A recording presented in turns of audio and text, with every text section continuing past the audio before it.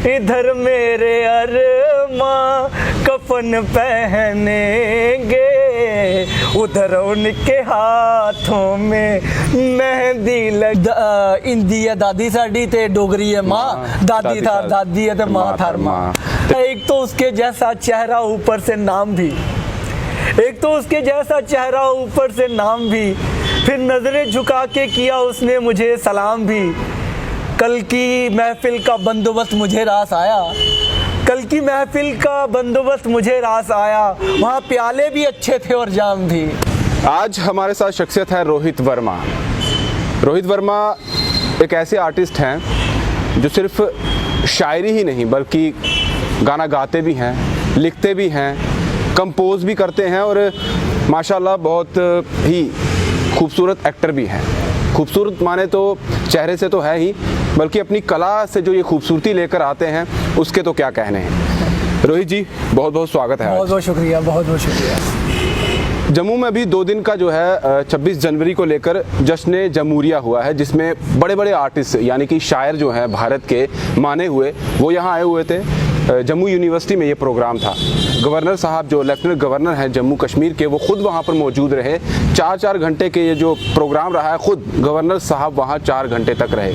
आप यहीं से अंदाज़ा लगा सकते हैं कि कितना खुशनुमा वो माहौल रहा होगा। और इतने बड़े बड़े शायरों के बीच में जो पूरे भारत से आए थे, उसके साथ साथ हमारे जो रोहित वर्मा हैं ये भी वहीं पर थे उन शायरों के बीच में। इन्होंने भी अपने शायराना अंदाज में अपने कुछ अल्फाज वहाँ पर जाहिर किए और बहुत ही वाहवाही इनकी वहाँ पर हुई। मैं कहूँ और तुझ तक पहुँच जाए, मैं कहूँ और तुझ तक पहुँच जाए, ऐसा कोई शेर मैं सुनाऊं किसको।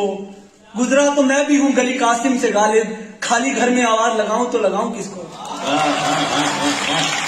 और भी बहुत कुछ इनसे आज बातें करेंगे। रोहित जी आप एक्टर भी हैं, सिंगर भी हैं, आप लिखते भी बहुत अच्छा हैं। और बात करें आपके शायरी की, तो कुछ शायरी में कैसे आना हुआ पहले आप बताइए कि आप लिखते, आपकी शुरुआत कहाँ से हुई, कहाँ से आप आर्टिस्ट लाइन में कहाँ से आया? राहुल जी मैं खुद परेशान था कि ये शायरी कहाँ से आ गई, क्योंकि मैंने 12-14 साल नटरंग के साथ मेरा सफ़र शुरू हुआ था एक्टिंग का। तो मैंने एक्टिंग की, उसके बाद म्यूज़िक एंड फाइन आर्ट्स से म्यूज़िक किया, उसके बाद बॉम्बे गए पढ़ने के लिए। तो वहाँ पे पढ़ना शुरू किया तो लोगों से नाटक वाटक पढ़े तो दिमाग में आ गई यार नाटक लिखने हैं। तो नाटक लिखना शुरू किया, 12-14 नाटक लिख दिए। नाटक लिखने के बाद दिमाग में आया कि यार नाटक डायरेक्ट भी करने चाहिए। अब वो उम्र आ चुकी है कि अपने आप को प्रेजेंट करना पड़ेगा, तो नाटक डायरेक्ट करना शुरू किए। तो जम्मू में आके पहला नाटक जो मैंने किया हामिद नाम से, उसको लोगों ने सराहा। यहाँ के बहुत बड़े जर्नलिस्ट हैं ललित गुप्ता जी ने उसके ऊपर प्रतिक्रिया लिखी और बाद में मेरा उन्होंने इंटरव्यू छापा। तो मैंने देखा कि यार ये भी हो गया आराम से।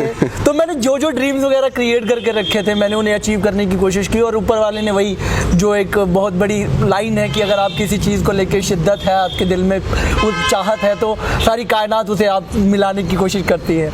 तो वो सब कुछ हुआ मेरे साथ। बट ये जो मुशायरे का जो कॉन्सेप्ट था मेरी ज़िंदगी में, मैंने अपनी कभी ज़िंदगी में नहीं सोचा था इसके बारे में। हालांकि मैं बहुत बड़े शायरों को सुना करता था, बट इस तरीके से प्रेजेंट करना और इस तरीके से लोगों तक पहुंचना और इतने बड़े बड़े शायरों के सामने खड़े होना, ये एक बहुत बड़ा ख़ास था। एक बात जानना चाहूँगा, क्योंकि जब आप शायरी करते हैं, कहते हैं शायरी के लिए आपके पास अल्फाज होना बहुत ज़रूरी है, तो आपने कैसे अपने आप को उस तरह से ढाला और इतने अल्फाज, क्योंकि आपकी जो शायरी है उसमें उर्दू अल्फाज काफ़ी ज़्यादा होते हैं, कहाँ से इंस्पिरेशन आती है? और क्या बहुत सारी किताबें पढ़नी पड़ती है? बहुत सारी, क्योंकि जो ऐसे युवा होंगे जो चाहते होंगे कि हम भी करते होंगे शायरी, हाँ। लेकिन कहीं ना कुछ कमी रह जाती है। बिल्कुल बिल्कुल बिल्कुल। किताबें तो बहुत ज़्यादा ज़रूरी हैं, बहुत ज़्यादा ज़रूरी हैं। मैं मिर्ज़ा गालिब साहब का बहुत बड़ा फ़ैन हूँ। गुलजार साहब का तो मतलब वो मुर्शिद है, उनसे कभी मुलाकात नहीं हो पाई, लेकिन उनसे मिलने की, क्योंकि हर राइटर जब अपना लिखना शुरू करता है उनकी आंखों के सामने एक चेहरा होता है जिससे वो इंस्पायर्ड होते हैं। तो मैं गुलजार साहब से बहुत ज़्यादा इंस्पायर्ड था, तो कोशिश करता था कि हाँ उनकी तरफ। फिर उसके बाद जब उनके साथ और लोगों को पढ़ना शुरू किया, जैसे फैज़ है, अहमद फराज है, परवीना शाकिर है, अमृता प्रीतम है, शिव कुमार बटालवी हैं, इन सब लोगों को जब पढ़ा और समझने की कोशिश की, तो मुझे लगा कि यार शायर कितना अकेला आदमी है, कितना घुटा हुआ आदमी, और वो कितना कुछ कहना चाहता है लोगों से। तो वो एक जो फीलिंग है, वो जो दूसरे आदमी की फीलिंग है, उसको जीने का, कहते हैं ना कि दूसरे का दर्द हमेशा कुछ ज्यादा लगता है। जैसे जॉन एलिया साहब है, तो उनको देख के हर आज का शायर है या इंसान है, वो ये फील करता है यार इसके बराबर का दर्द चाहिए जिंदगी में। मतलब शायरी में दर्द हो तो मजा होता है, वाहवाही भी आती है। कुछ शायरी हो जाए आपके जो आप। तो मैंने ये लिखा था, एक तो उसके जैसा चेहरा ऊपर से नाम भी, एक तो उसके जैसा चेहरा ऊपर से नाम भी, फिर नजरें झुका के किया उसने मुझे सलाम भी। कल की महफिल का बंदोबस्त मुझे रास आया, कल की महफिल का बंदोबस्त मुझे रास आया, वहाँ प्याले भी अच्छे थे और जाम भी, बहुत अच्छे, वहाँ प्याले भी अच्छे थे और जाम भी। और मेरे जम्मू की खूबियाँ ना मुझसे पूछिए, मेरे जम्मू की खूबियाँ ना मुझसे पूछिए, यहाँ से नज़दीक दिखता है आसमान भी। और मैं बस इतनी सी बात पे खुश हूँ कि दोस्तों उसे आती है पढ़ना उर्दू जुबान भी, उसे आती है पढ़ना उर्दू बहुत जुबान। खूब, बहुत खूब। बहुत शुक्रिया। शायरी के और भी आपसे सुनते रहेंगे शायरी के कुछ वर्ड, और साथ में बात की जाए, आप सिंगर भी माशाल्लाह हमने सुना है कि बहुत अच्छी सिंगिंग भी करते हैं। फाइन आर्ट से आपने पढ़ाई भी की फाइन आर्ट्स कॉलेज से मैंने आपने वायलिन में की है ना, तो वायलिन भी आप बजा लेते हैं। अभी शुरुआत कैसे हुई थी वो बहुत ही अजीब है। मैंने तबला सीखना शुरू किया, तो मेरे पापा को लगा कि चलो यार तबला सीख रहा है तो जगरातों में ढोलकी तो बजा ही लेगा। अच्छा। तो फिर क्या हुआ कि मेरा दोस्त था मोहित शर्मा, बहुत काम कर रहा है मुंबई में। Okay. तो वो वायलिन में था, तो उसको देखा और मुझे लगा कि हाँ यार मुझे भी यही सीखना है, क्योंकि वायलिन में बहुत सारे कम लोग थे, मतलब हम 3 ही लोग थे क्लास में। तो मुझे लगा ये सीखना चाहिए। और उसके बाद जब वायलिन मैंने बजाना शुरू किया, तो ऊपर वाले की दुआ से उसमें भी थोड़ा सा हाथ है, अभी मैं वायलिन की क्लासेस वगैरह ले रहा हूँ। तो वो वायलिन का जो वो था, और उसके बाद मैंने म्यूजिक यानी गाना शुरू कर दिया। तो मतलब ये सफ़र मुझे कभी समझ में नहीं आया कि मेरे साथ क्या हुआ, मगर मैंने एक चीज़ जो मैंने नोटिस किया, और मैं सबको ये इस चीज़ की हिदायत दूंगा, मैं ये चाहूँगा कि आप कभी भी अपने आप को किसी भी चीज़ के लिए रोक के मत रखिए। जहाँ पर आपको हवा लेके जा रही है आप बहते जाइए, क्योंकि बहना बहुत ज़रूरी है। अगर आप बहोगे नहीं, अगर पानी रोक दिया जाएगा तो पानी खराब हो सकता है, सड़ सकता है, कुछ भी हो सकता है। और वो बहता जाएगा तो नया नया पानी आता जाएगा और आप पीते जाएंगे और आपको मजा आता जाएगा। बहुत खूब बात कही आपने, क्योंकि अपने आप को अगर हम रोक लेंगे तो शायद जो चीजें हमारे पास आना चाहती हैं वो कभी नहीं आ पाएंगी। लिमिट अपनी नहीं रखनी चाहिए, बिल्कुल भी नहीं, बिल्कुल भी नहीं। कुछ शायरी तो आप करते हैं, सिंगिंग की बात की जाए तो सिंगर भी आप हैं। हमने बहुत सारे ऐसे देखा है कि जहाँ पर आप सिंगिंग कर रहे हो, आपके स्टेज शोज भी हुए हैं। कुछ गाना हो जाए आपकी तरफ से, कुछ लोगों को पता चल जाएगा अगर मैं सिंगिंग की बात कर रहा हूँ कि आप गाते भी हैं कि नहीं गाते हैं, क्योंकि इतने सारे टैलेंट होना एक आदमी में, वो मतलब बहुत मुश्किल होता है इतने सारे टैलेंट होना कि भाई आप गा भी लेते हैं, लिख भी लेते हैं, शायरी भी कर लेते हैं, उसके बाद आप एक्टर भी हैं और डायरेक्ट भी करते हैं। आपने नाटक भी डायरेक्ट किए, उसकी भी बात करेंगे। तो एक गाना हो जाए, जो सिंगिंग की बात मैं कर रहा हूँ ना, वो थोड़ा हो जाए। तो ये मेरा नाटक है हामिद, उसका गाना है, और मेरे दिल के बहुत करीब है, क्योंकि हर आदमी ये चाहता है, अगर वो सूफीज़म को या ह्यूमैनिटी को सबसे ज़्यादा भाव रखता है, तो वो इस तरीके से है कि उड़ जा रे मेरे मन के पंछी, मुझे ले चल वहाँ जहाँ कोई नहीं, न तेरा कोई न मेरा कोई, कोई कोई कोई भी नहीं। बहुत खूब, ये तो नाटक का गाना हो गया। अब कुछ बॉलीवुड का हो जाए, बॉलीवुड का कोई गाना हो जाए, क्योंकि लोगों को नाटक में तो ठीक है इंटरेस्ट है, साथ में एक बॉलीवुड का गाना हो जाए, लोग ज़्यादा और अपने आप को जोड़ पाते हैं। कोई बॉलीवुड का गाना हो जाए जो आपको पसंद हो, चाहे सूफी हो या कुछ हो। मुझे लगता है आप सूफीज़म के ज़्यादा करीब हैं, ज़्यादा करीब हूँ। हाँ, तो थोड़ा हो जाए। सूफी गाना है कि वो इस तरीके के माहौल में अक्सर चीज़ें भूल जाती है, दिमाग से निकल जाती है कि क्या गाना चाहिए। तो वो गाना है, ये शिव कुमार बटालवी साहब का गाना है। निमक शिकरा यार मनाया,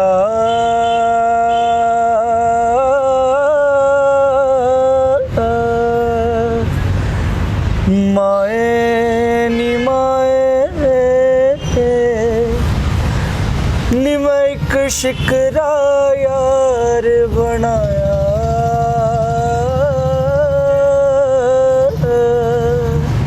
एक ओदे रूप दी तुप तखेरी,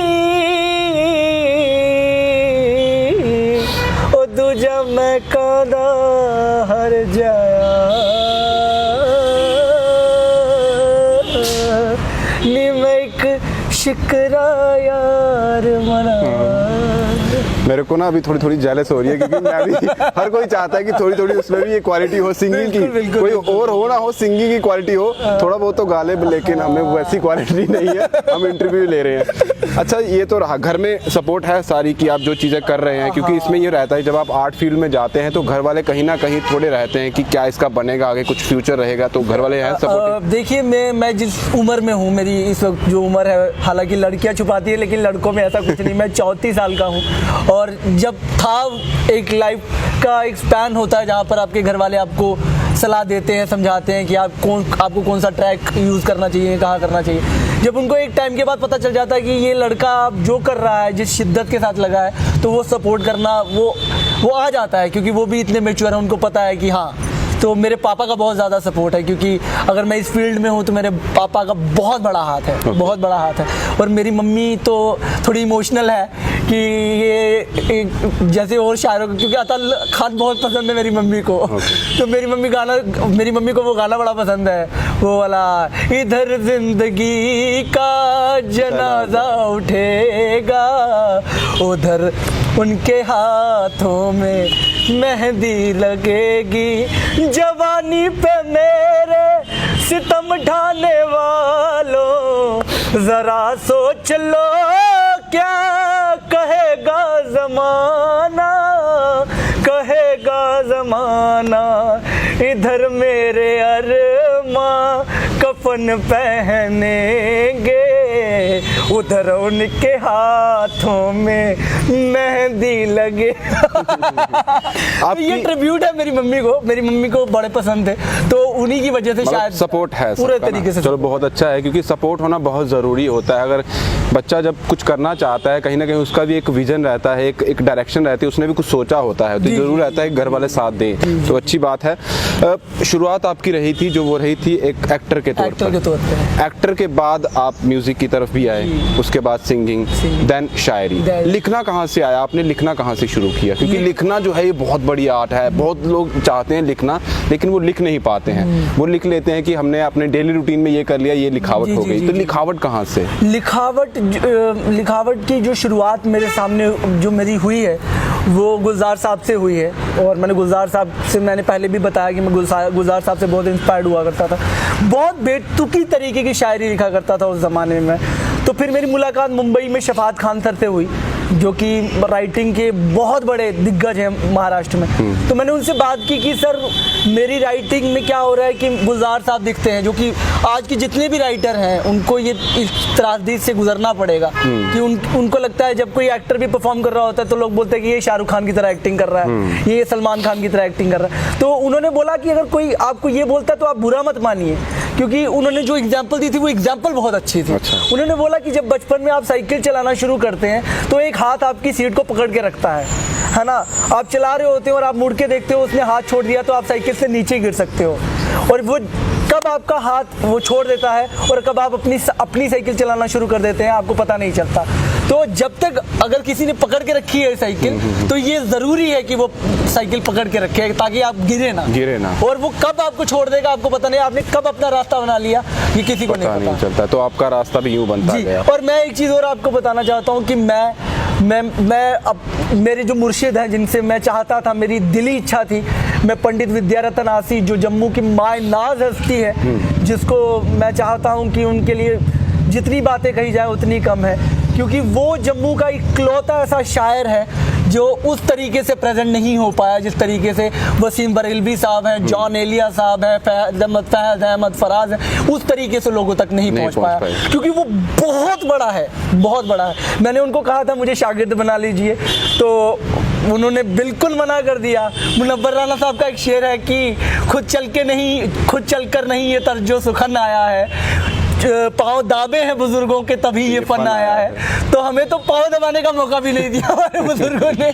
तो मुझे बड़ा दुख है इस बात का कि, और जब मैं मुशायरा पढ़ने जा रहा था तो मैं बहुत ज़्यादा इमोशनल हो गया था उनको लेके कि, क्योंकि आप किसी आदमी को आइडल मानते हैं और वो आपको इस तरीके से बोले कि भाई तुम्हें अपना रास्ता खुद तलाशना है। तो इसलिए अभी तक कोई शागिर्द नहीं है, क्योंकि शागिर्द होना बहुत ज़रूरी, यानी कि कोई गुरु नहीं है, बट गुरु का होना बहुत ज़रूरी है, बहुत ज़रूरी है। गुरु बिन ज्ञान नहीं, गुरु बिन ज्ञान नहीं। तो आपके अभी तक कोई गुरु नहीं है, लेकिन चलिए गॉड गिफ्टेड भी बहुत सारी चीज़ों का होता है और एक मेहनत भी होती है कि इंसान कितनी मेहनत कर रहा है। जिस तरह से आपने कहा जब आपने लिखना शुरू किया होगा उसके साथ आपने कहा कि आप बहुत बेतुका लिखते थे, फिर आपने पढ़ना भी शुरू किया होगा, और पढ़ने के साथ साथ तो जो लोग शायर या लिखना चाहते हैं उनके लिए पढ़ना बहुत ज़रूरी है, पढ़ना बहुत ज़रूरी है, पढ़ना बहुत ज़रूरी है। और ये भी आप ये कभी भी सोच के मत पढ़िए कि क्या अच्छा है क्या बुरा है, आप पढ़ लीजिए बस आंखें बंद जो करके। बुक आती है, जो किताब आती है वो पढ़नी चाहिए। जी बिल्कुल बिल्कुल। आपको पता है कि ये ओमपुरी साहब जब एनएलडी में थे तो उन्होंने एक वक्त के बाद उन्होंने बोल दिया कि मेरे को नहीं, क्योंकि यहाँ पे मेरी भाषा में कोई बात नहीं करता, लोग इंग्लिश बोलते हैं, ये करते हैं। तो अलगाजी साहब ने भी उनको बोला कि आप पढ़ो, आप हिंदी पढ़ते हो, अंग्रेजी पढ़ते हो, ऊंचा ऊंचा पढ़ो, लोगों के सामने बात करो, गलत बोलते हो पढ़ो, लेकिन पढ़ते जाओ। तो पढ़ने का जो असर है भाई, वो उस्ताद आदमी है, उनको मानते हैं, कान पे हाथ लेके कसम खाते हैं उनकी। आप बच्चों को ट्रेन भी करते हैं। हाँ। क्या क्या ट्रेनिंग देते हैं आप? क्या मैं मेरी जो बेसिक ट्रेनिंग है, मेरी बेसिक ट्रेनिंग है कि सेल्फ ऑब्जर्वेशन, की आप अपने आप को ऑब्जर्व कर पाए, as an actor, as an human being, as an artist. आप क्या कर सकते हैं? मैंने अपने टीचरों से सिर्फ ये सीखा है कि आप सिर्फ अपने अंदर की जो खूबियां हैं उनको पॉलिश करने की कोशिश कीजिए। अपनी खामियों को जितना हो सकते हैं उनके बारे में मत सोचिए।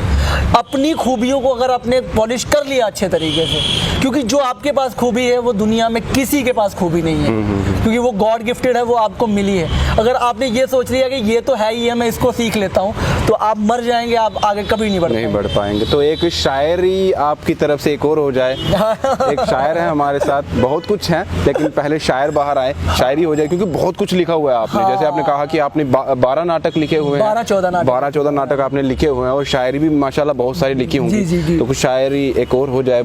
एक ये गजल है कि कितना कुछ था और कितना कुछ रह गया है, जिंदगी की भागदौड़ में क्या कुछ रह गया है, जवानी ख्वाबों के चक्कर में फंस गई और मेरा सारा बचपन गाँव में रह गया है।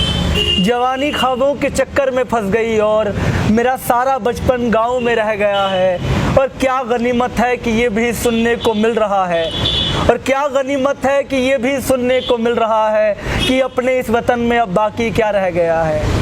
क्या गनीमत है कि ये भी सुनने को मिल रहा है।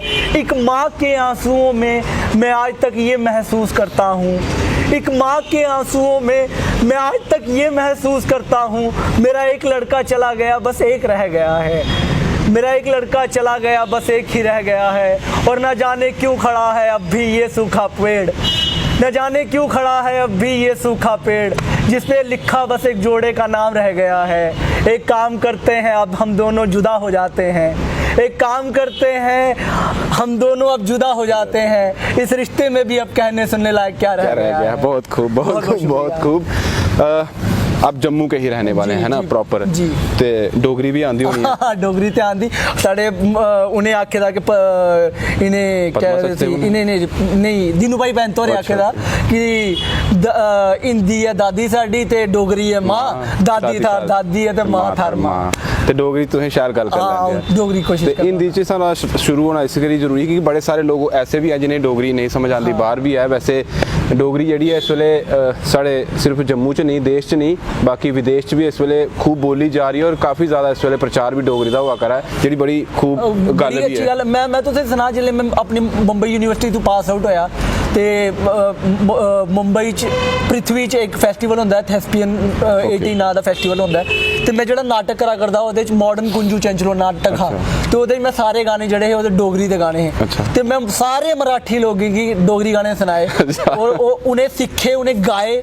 मतलब एक एक्टर है उन्हें जम्मू हिल्स दे ऊपर जेह्ड़ा मेरे दोस्त दा चैनल है ओहदे उप्पर उन्हें बकायदा डोगरी गाने गाए और डोगरे लोग इन्ने पागल होई गे कि मराठी कुड़ी डोगरी की गाई सकदी है। ਤੇ ਮੇਰੀ ਬੜੀ ਕੋਸ਼ਿਸ਼ ਰਹੀ ਹੈ ਕਿਉਂਕਿ ਜਿੰਨਾ ਸਾਡਾ ਮਿੱਠਾ ਸੁਭਾਅ ਹੈ ਜਿਵੇਂ ਆਖਦੇ ਨੇ ਬਿਲਕੁਲ ਖੰਡ ਮਿੱਠੇ ਲੋਕ ਡੋਗਰੇ ਤੇ ਮੈਂ ਉਹ ਚਾਹੁੰਦਾ ਕਿ ਉਹ ਚੀਜ਼ਾਂ ਪੁੱਜਣੀ ਚਾਹੀਦੀਆਂ ਉਹ ਜਿਹੜਾ ਆਪਣਾ ਕਲਚਰ ਹੈ ਉਹ ਪੁੱਜਣਾ ਚਾਹੀਦਾ क्या वो याद है तुसें ओकड़ा डोगरी जेह्ड़ा तुसें गवाया हा उंदे कोल थोड़ा बहुत याद है लाइन है क्योंकि इन्हें आखना कि डोगरी च नहीं गाया बाकी सारा गाई उड़ेआ ਉਹ ਡੋਗਰੀ ਆ ਕਿ ਮਿੱਠੜੀ ਏ ਡੋਗਰੇ ਦੀ ਬੋਲੀ ਤੇ ਖੰਡ ਮਿੱਠੇ ਲੋਕ ਡੋਗਰੇ ਹਾਏ ਓਏ ਮਿੱਠੜੀ ਏ ਡੋਗਰੇ ਦੀ ਬੋਲੀ ਤੇ ਖੰਡ ਮਿੱਠੇ ਲੋਕ ਡੋਗਰੇ ਦਿੰਦੇ ਨੇ ਓਏ ਦਿੰਦੇ ਨੇ ਪਤਵੇ ਟੋਲੀ ਟੋਲੀ ਤੇ ਖੰਡ ਮਿੱਠੇ ਲੋਕ ਡੋਗਰੇ चलो बहुत खूब हाँ जी। ते मतलब मराठी भी तुसें डोगरी सिखाई गई मराठी में सिखाई मैं उन्हें जी कोई चीज़ है जी तुसें लगदी एक कमी रही है मेरे अंदर या कोई चीज़ ऐसी ही जी घट रही है या कुछ ऐसा होता है इंसान की जिंदगी च यार एक कमी मेरे अंदर रही है ये चीज़ पूरी करना चाहना ऐसा कुछ है इ'यां तो बड़ी सारी चीज़ां मैं बड़ी सारी चीज़ें यानी कि मेरा बचपन तो ये सपना रहा है कि मैं एक शेर लिखा है पता नहीं वो कितना सच होना है कितना नहीं कि मुझे देख लो दुनिया वालों मुझे गौर से देखो मुझे देख लो दुनिया वालों मुझे गौर से देख लो मैं इतिहास हूँ कल को मुझे किताबों में पढ़ना है तुम्हें तो मैं अपनी ज़िंदगी च चाहना कि मैं कुछ ऐसा करा या मैं ऐसा कुछ करी या कि लोग मिगी कल की पढ़न या लोग बड़े बड़े शायरी की पढ़ दें तो मैं मेरी हर एक विधा पर मैं चाहना कि मैं मेरी थोड़ी समझ होए मैं ये नहीं चाहता कि मैं प्रॉपर तरीके 16 क्लास संपूर्ण होई है बट हाँ मेरी कोशिश यो है मैं पेंटिंग का भी बड़ा ज़्यादा शौक है मैं अपने घर जिन्हें भी कोशिश करदा रौह्ना ना मैं निक्के जिन्ने भी आर्ट दे कल्चर या पता लगी है सानू कि तुस सारा कुछ करना देखो बट एक चीज़ रखना चाहना कि सॉरी तुसीं इंटरप्ट किया कि जेह्ड़े हुण तुसीं जिन्ना डोगरी च असें गल करा दे आं हिंदी च तुसें सारा कुछ लिखे दा डोगरी च भी क्या कुछ है लिखने वाले क्योंकि लोकें आखना सब कुछ किया डोगरी च नहीं लिखा है कुछ है ये मेरी क्योंकि मेरी जेह्ड़ी पैदाइश है वो मैं जम्मू च पैदा होया एज अ डोगरा पैदा होया लेकिन मेरी जेह्ड़ी मती जेह्ड़ी यारी दोस्ती यारें कन्नै ओह् हिंदी च गल करदे ते मैं एक बारी मराठी मैं अपने एक मराठी दोस्त कन्नै नाटक करा करदा हा ते हिंदी दा ड्रामा हो तो मैं उसी आख्या कि यार तू डायलॉग ठीक नहीं बोला था यार तू यानी कि समझ नहीं आ रहा उन्हें भी आख्या यार भी सपने मराठी जानते थे मैं हिंदी तक दी की बोली तो मेरे कन्नै उहे स्यापा है कि मैं जेह्ड़े सपने आंदे ओह् भी हिंदी जानते चलो आने वाले टाइम च होएगा आने वाले टाइम च मैं पूरी कोशिश करन कि मैं डोगरी आस्तै किश करां चलो अस भी इंतजार करगे ओह्दा ते लास्ट च जंदे जंदे हिंदी च मैं वापस आऊँ क्योंकि बड़े सारे लोग हैं मैं तो आपकी तरफ से बस यही है कि जो लोग आपको देख रहे हैं है ना जो लोग भी इस फील्ड में आना चाहते हैं जो यंगस्टर हैं फिलहाल तो आप भी यंगस्टर ही हैं लेकिन बहुत सारे लोग हैं जहाँ तक आप पहुँच गए हैं वहाँ तक भी पहुँचना बहुत सारे लोगों के लिए मुमकिन नहीं होता है जो चाहते हैं कि हम आर्ट की फील्ड में आए सिंगिंग चाहे कोई भी आर्ट की फील्ड में आए उनके लिए आपकी तरफ से क्या संदेश है क्या आप कहना चाहेंगे आप मेरा संदेश जो है वो बिल्कुल क्लियर है कि आप अपने आँख कान दोनों अच्छे तरीके से खोल के रखें क्योंकि जब तक आप दूसरों के व्यवहार को या जो अपने समाज में जो कुछ भी हो रहा है वो छोटी सी छोटी प्रतिक्रिया जो आपके आगे पीछे हो रही है अगर आप उसे महसूस नहीं कर पा रहे हैं या आप उसको समझ नहीं पा रहे हैं या उसकी डेप्थ तक नहीं पहुंच पा रहे हैं तब तक आप मतलब मुझे नहीं लगता कि आप कुछ उस तरीके से अचीव कर पाएंगे आपको मतलब ग्राउंड लेवल पे जाके वो जो ग्रास रूट लेवल होता है अगर वहाँ पे जाके अगर आप नहीं समझेंगे कि क्या हो रहा है वहीं से आपको निकलेगा आपको समझ में आएगा कि मुझे ये बात एज एन एक्टर लोगों तक पहुंचानी है एज अ डायरेक्टर लोगों तक पहुंचानी है एज अ राइटर लोगों तक पहुंचानी है एज अ फोटोग्राफर लोगों तक पहुंचानी है एज अ पेंटर लोगों तक पहुंचानी है लेकिन वो तब तक नहीं पहुंचेगी जब तक आप ग्रास रूट लेवल तक पहुंचकर उसे महसूस नहीं करेंगे तो मुझे मेरा सबसे ज़्यादा ज़रूरी यही चीज़ है आप पढ़ें या ना पढ़ें मैं उसके लिए बिल्कुल भी फोर्स नहीं करूँगा क्योंकि मैं कोई स्कूल का टीचर नहीं हूँ बट मैं आपको सिर्फ ये कहने की कोशिश करूँगा कि आप चीज़ों को समझने की कोशिश करें वो जो इनोसेंस है जो बच्चे का रोना है या बच्चे का हंसना है या बच्चे की किलकारी है वो अगर आप समझ गए तो मुझे लगता है कि आप अचीव कर लिया सब बिल्कुल बहुत अच्छी बात है और बहुत सारी बातें आपने हमें बताई और रोहित वर्मा जी बहुत बहुत शुक्रिया आपका हमें समय देने के लिए बहुत बड़े क्योंकि इस वक्त आप काम में लगे हुए हैं और ऐसे ही लगे रहें और जम्मू का रोशन जो नाम है वो करते रहें थोड़ी चीज़ें आपको जाते जाते बता दूं आप फाइन आर्ट से पढ़े हुए हैं उनकी ग्रेजुएशन जो है वो जम्मू फाइन आर्ट से हुई है जी। उसके बाद आप मुंबई यूनिवर्सिटी से क्या मास्टर्स कर चुके हैं एज एक्टिंग में? एक्टिंग। ओके, साथ ही आप फॉरेन में भी जा चुके हैं जी जी, शायद? मैं फॉरेन ट्रेवल करके आया हूँ आपने वहाँ, ओके, आप थिएटर प्लेस वहाँ पे जी, करके जी, आए हैं। मुंबई में भी आप काम कर चुके जी, हैं? मुंबई में मैं हिमानी शिवपुरी के साथ एज एन एक्टर काम कर चुका हूँ। मैं फिरोज अब्बास खान जिन्होंने गांधी माय फादर की है उनके साथ एज एन असिस्टेंट डायरेक्टर काम कर चुका हूँ। विजय केंकरे जो मायनाज हस्ती है मराठी थिएटर की, मैं उनका फर्स्ट एड ही रह चुका हूँ। मैं उनकी स्क्रिप्टिंग का सारा काम मैं ही करा करता था। मुझे बच्चे की तरह अपने साथ रखा है उन्होंने, अपने उनके छोटे बेटे की तरह। तो बहुत सारे लोगों के साथ बहुत काम करने की, बहुत सारी फिल्मों के लिए गाने लिखे जो कि फिल्में नहीं आ पाई मार्केट में, वो अलग बात थी। अभी मेरी कुछ फिल्मों का काम चल भी रहा है, तो मैं कोशिश कर रहा हूँ कि हाँ, कि वो जो एक चीज़ है, वो जो एक ट्विस्ट टर्न है, जो लोगों को लगे कि हाँ यार ये लड़का जम्मू का है, क्योंकि मैं उसी कोशिश में लगा हुआ हूँ कि जैसे विद्युत जम्वाल साहब को बोलते हैं कि यार ये जम्मू है, डोगरा अपना। बिल्कुल बिल्कुल बिल्कुल, ये डोगरा है, रोहित वर्मा डोगरा भाई अपना। रोहित वर्मा अपना डोगरा था, वो तो सो हो गए डोगरे। बहुत बहुत शुक्रिया। और रोहित वर्मा जी थे हमारे साथ आज, तो पूरी इन्होंने बता दी क्या चीज़ें रहती हैं, और जो लोग भी आना चाहते हैं उनके लिए भी इन्होंने अपनी तरफ से कुछ वर्ड्स दिए हैं। और एक बात हमेशा होती है कि जो भी लोग कुछ करना चाहते हैं किसी भी फील्ड में, कोई भी हो, चाहे आर्ट से रिलेटेड हो या कहीं भी हो, जज्बा रहना चाहिए, जुनून रहना चाहिए जो करना चाहते हैं, क्योंकि अगर करना है तो बस करना है, फिर उनको रोकने वाला कोई नहीं होता। दीजिए इजाज़त और बने रहिए आप द स्टेट सेंट्रल के साथ। नमस्कार। बहुत बहुत शुक्रिया।